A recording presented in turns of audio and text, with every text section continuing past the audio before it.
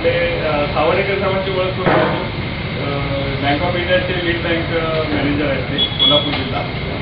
सगळ्या बँकेच्या जिल्ह्यामध्ये प्रत्येक तालुक्याला ते मिटिंग घेतात आणि जे कंडक्ट करतात आणि सर्वे करतात की प्रत्येक बँकाला उपस्थिती आहे त्या लीड बँकचे मॅनेजर सगळ्या बँकेचे सर्व कलेक्टेड असतात आणि आम्हाला त्यांनी प्रत्येक तालुक्याला बोलवलं आणि त्या बांबू ह्याच्याबद्दल आम्हाला प्रेझेंटेशन देण्यासाठी आम्हाला फॉर्मली बोलायला केली. दुसरं कॅल्क्युलेशन्स आहेत की शेतकऱ्याला थोडं कर्ज मिळायला पाहिजे. कारण प्रश्न थांबला पैशाचा थांबतोय आणि जसं आपल्याकडं फार गरीब शेतकरी आहे किंवा अज्ञानी शेतकरी आहे त्या लोकांना त्या गोष्टी फायनान्स मागायला गेल्यानंतर बँका स्वतःच कोऑपरेट करत नाही. तर या सावडेकर साहेबांना आम्ही जेव्हा ते कॅल्क्युलेशन्स आम्ही दिले त्यानंतर त्यांनी ताबडतोब वरती पाठवलं आणि ते जवळजवळ आम्हाला त्यांनी प्रॉमिस केले की ₹1,00,000 तुम्हाला पर एकरी द्यायला आम्हाला काही हरकत नाही.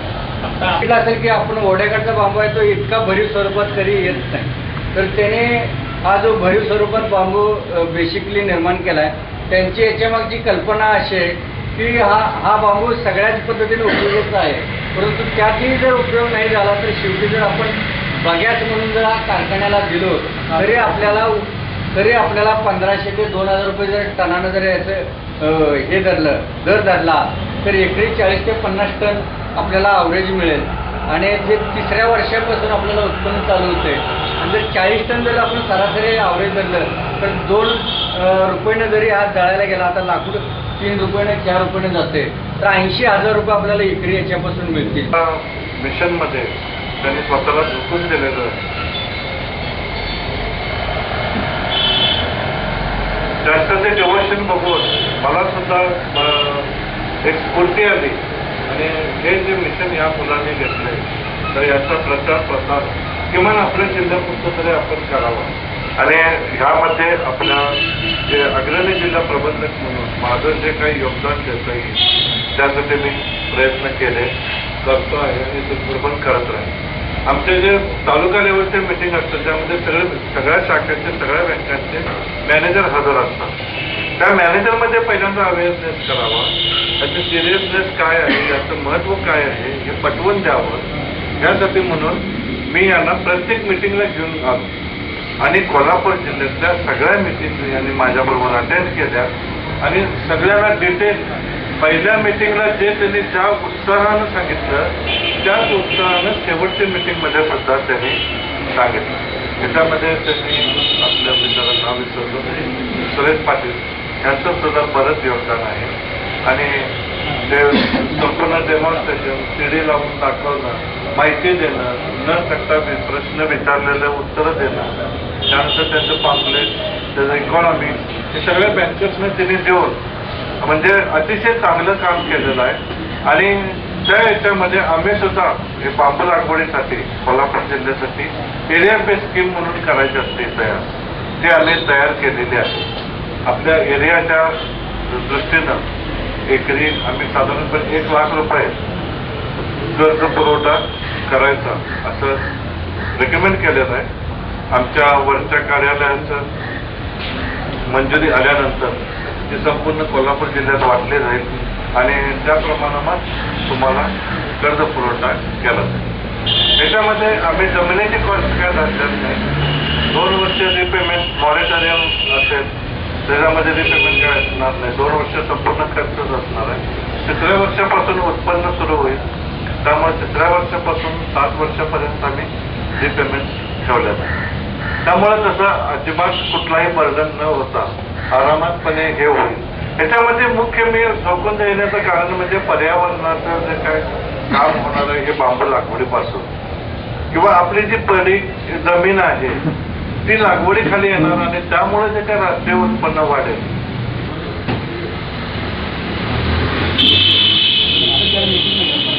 Good morning, all of you. Good morning, sir. Good morning.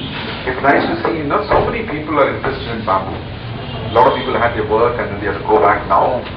And still, there are many people who are committed so much to bamboo, even visiting cards with the bamboo plant in that. Excellent. And this is not the status maybe around 2 years back, 5 years back, no one knows. But this is the land of sugar cane. I see sugarcane everywhere. Bamboo and sugarcane are not different. Both the same. One thing is, bamboo today grown as a wild big plant. If you bring it to cultivation, sugarcane and bamboo are same. Basically, I done my doctorate in agriculture, but I brought the knowledge of sugarcane to bamboo to convert it to a crop. Right now, bamboo is like a wild animal, wild bison. Gives milk, quarter liter milk, half a liter milk a day. No care, no medicine, no food. It'll go on its own, into everything. Country cow gives you 5 liters, 6 liters, maybe 8 liters. Little bit of meat, give everything. Jersey gives you not less than 40 liters, 30 liters. But you have to give medicine, you have to give food, you have to give breed, so many things are there. Now, can we convert the wild buffalo into a jersey? That wild bamboo into a cultivable bamboo. Then the yield will go 30 times, 40 times higher. Like a milk, Canada. You cannot remove, cut it. Snake will be there. People will come for harvesting. Difficult to cut it. 30, 40 years you cannot cut it. But then this is also tough. But there are many towns there of bamboos are there. This is giving very low yield. This gives a yield of 1 ton, 2 tons per acre. National average. If you are growing nicely in a farm, it gives 4 tons, 5 tons an acre. Not more than that. Because of the farm, difficult to have. But what happens is, when you start growing bamboo, something will flower. Like a rice, wheat, maize, it will flower in like. Now, this is a bamboo which is really grown like this and it is flower. Now, nearby is a different species, not flower. But once the flowering starts taking place, the entire place will flower and it will go off. Now, these are all the problem of bamboo. Now, for agriculture, you need to correct this. Now, we developed one particular bamboo by name Bhima bamboo. Bhima. Short. Good. Now, this does not have the problem of thorn. This does not have the problem of flowering. And this has got an advantage of height. It can give you 40-50 tons per acre per year. It can give you even 100 tons. But we don't want to climb now. Even 50 tons will give you 1 lakh rupee profit per acre per year. And firewood, not like Sanjeev was doing with all the furnitures. Furnitures will give you a lot of money. Let us take the bottom price of maybe you can just take it up. Careful, don't hit each other. It's so heavy. Give it a rest. Yeah, it gives very good yield, higher yield. You can cut it every year like a sugar cane. But only first year you cannot cut it. Sugar cane you can cut from the first year itself. Bamboo, no cut in the first year. Second bamboo, Bhima bamboo also. You see the yield is, this has got 800 bamboo poles in one bush. Each pole is weighing minimum 25 kilograms. It's more than that, 30, 40, 50 kilograms. 800 multiplied by 20 tons per plant in one plant in 20 years. 1 year, 1 ton per plant. The country's average is 0.6 ton per acre per year. Where is 1 acre yield and where is 1 plant yield? Like this also plants are there. Now, you are done tissue culture, there's one more person also, you go to tissue culture. These are all able to propagate them into large numbers. Photocopy. Banana is photocopy. Sugarcane photocopy now, tissue culture. The bamboo also can be done. But one should identify where is this plant, how it's available, what is the best thing to be done. Now, when you want to cultivate the bamboo, a lot of technology is needed. It's not simply leave it like a bison in the jungle.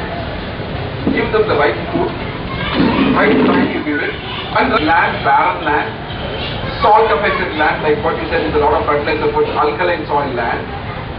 Now this is converted with the bamboo after 1 year, like this. Grass started coming back. In the first slide you see that there is no grass. Because the grass is coming when the rain is there, good water. When the rain is gone, the bottom water which is coming is again salt water, alkaline water, pH is 10. All this is getting burned. But the same thing got changed to a normal soil because of the bamboo being grown. It removes the nutrient, it removes, correct the soil with the leaf which is falling, increase the organic carbon, increase the microbial activity and correct the soil. Now let's see like how it is done. Bottom, top, middle, top and topmost. Everything was put together. You see that is the height which is getting it. 1, 2, 3, 4, 5, 6 pieces and the 7th from the top we are left here. Now it goes more than 7-8 meters the height. But original height is more than 60 feet. But don't grow bamboo to a height of 60 feet. Grow 20 feet, keep harvesting. Like a सकाळी मला बरेच लोक विचारत होते की आमच्याकडे ऊस होतो कशाला बांबू लावायचा आणि त्याचं उत्तर देणं जास्त गरजेचं आहे असं मला वाटतं. मुलाला तर अजिबात असणार नाही ही शक्यता खूप आहे. आणि मग काय होणार तुमच्या शेताचं याची काळजी त्यांना कोणाला वाटत असेल त्यांना बांबू घेऊन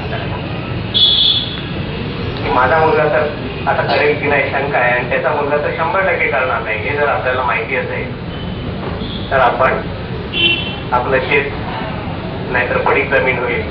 मुलगा कुठेतरी पुण्यात किंवा मुंबईत राहील तो कधी गावाकडे कधीतरी वर्षात नाही कधीच टाकता येणार 2 दिवस बायका मुलांना घेऊन हे शेतीचं तुमचं काही खरं नाही. हे एक सगळ्यात महत्वाचं कारण आहे मला वाटतं की आपण बांबूची शेती का करावी येतो. दुसरं सगळ्यात महत्वाचं कारण असं असू शकतं आजकाल हवामानाच्या बदलामुळे काय खरं नाही कसलं कधी पाऊस पडेल कधी दुष्काळ पडेल कधी हीट वाढेल कधी कमी होईल आणि प्रत्येक शेतकरी बिचारा देवाला साकडे घालत असतो की देवा माझा मग पीक आहे जरा तू काळजी कर तर या महिन्यात पाऊस पडता कामा नये किंवा मागच्या महिन्यात पाऊस पडायला पाहिजे. बिचारा देवाला आता खूप कामं झाली आहे आणि तुमचं काय काय काम त्याने करावं त्यामुळे आता देवाला ह्या कामातनं मुक्त करा आणि असं पीक लावा की कधी पाऊस पडा मला काय फरक पडत नाही.